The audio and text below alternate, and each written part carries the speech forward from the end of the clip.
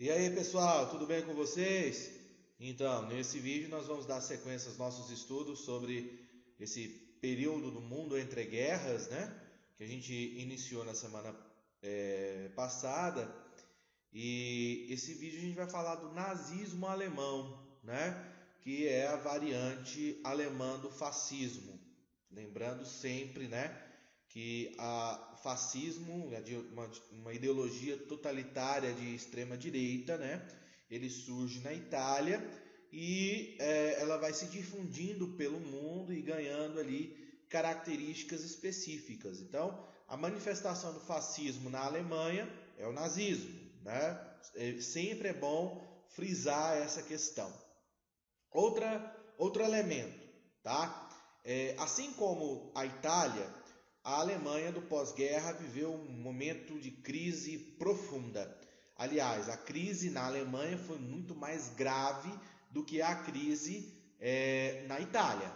Venhamos e convenhamos, né? Obviamente. Por que dessa crise aguda? Porque, obviamente, a Alemanha foi o país derrotado.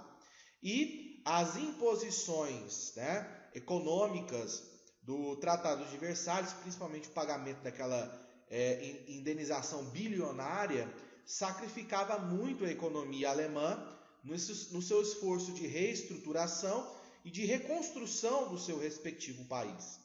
Além disso, as imposições do Tratado de Versalhes, ela humilhava, né, de certa forma, o sentimento nacional, né, de orgulho nacional dos alemães, né? E isso, inclusive, criou o revanchismo, que vai ser um dos fatores responsáveis pela ascensão do nazismo na Alemanha. Além disso, a desconfiança dos alemães em relação ao novo regime político criado a partir, né, da dissolução do Segundo Reich, que foi a República de Weimar, né?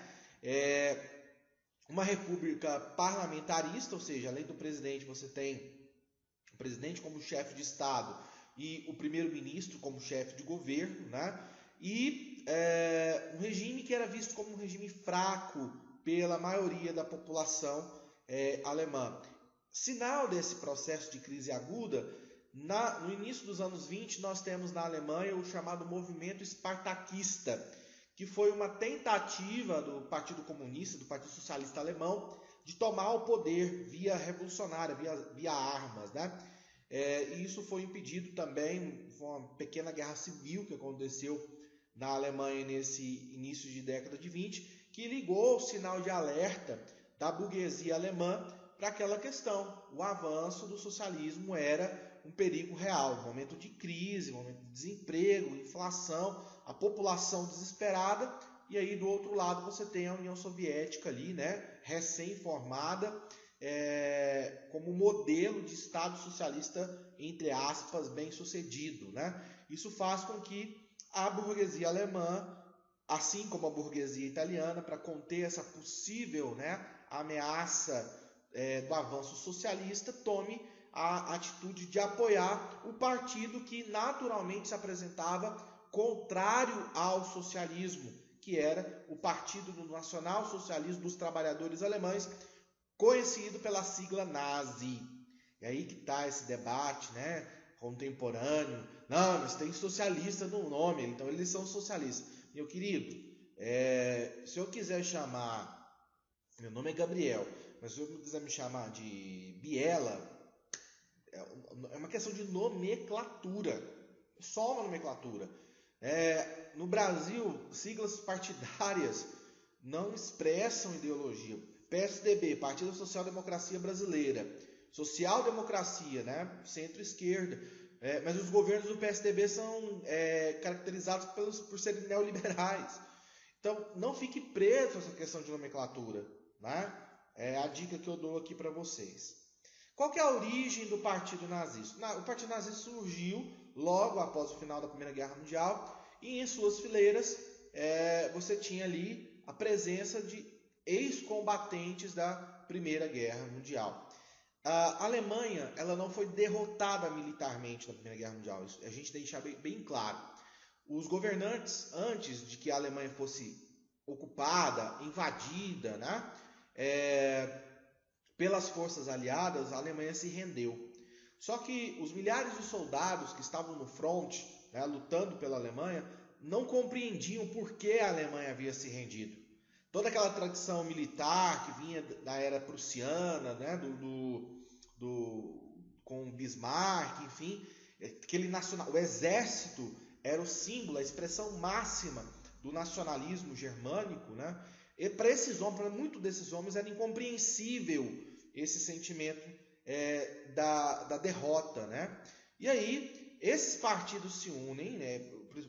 A exemplo do partido nazista, com o objetivo de encontrar um culpado. Alguém tem que carregar, né, a culpa pelo fracasso da Alemanha na Primeira Guerra Mundial. E, especificamente, um jovem ex-cabo do exército alemão, de origem austríaca, chamado Adolf Hitler, né, se torna um orador importante do partido nazista, começando a difundir a ideia de que os judeus traíram a Alemanha, porque os judeus são um povo sem pátria, um povo que não é alemão, que é inclusive inferior racialmente. Então, o discurso antissemita nazista, ele é a síntese de ideologias, né, e de pseudociências que existiam na Europa desde muito tempo, né? O antissemitismo é um sentimento que vem desde a Idade Média, reforçado por pseudociências como a eugenia no século XIX, enfim. Então, o que os alemães não entendiam é por que os banqueiros judeus deixaram de financiar o esforço de guerra alemão. Lógico, eles perceberam, os bancos perceberam que a Alemanha ia perder mais cedo ou mais tarde. Então, o banco vê a guerra como um investimento. Se você vai investir no seu capital, no seu dinheiro, no negócio que você sabe que vai dar errado? Obviamente que não.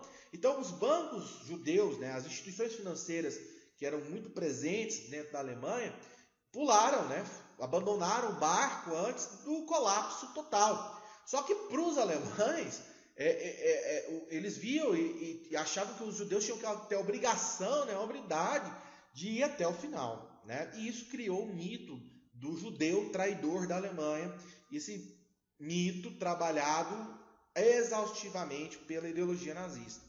E é perfeitamente compreensível, não o nazismo, obviamente, que é incompreensível, né? A sacanagem dos nazistas, mas como as pessoas são atraídas para esse tipo de ideologia, você tem um momento de desespero, você tem um momento de caos total, de instabilidade generalizada. Até parece um pouco do que vive o Brasil, mas deixa para lá, isso é outro debate.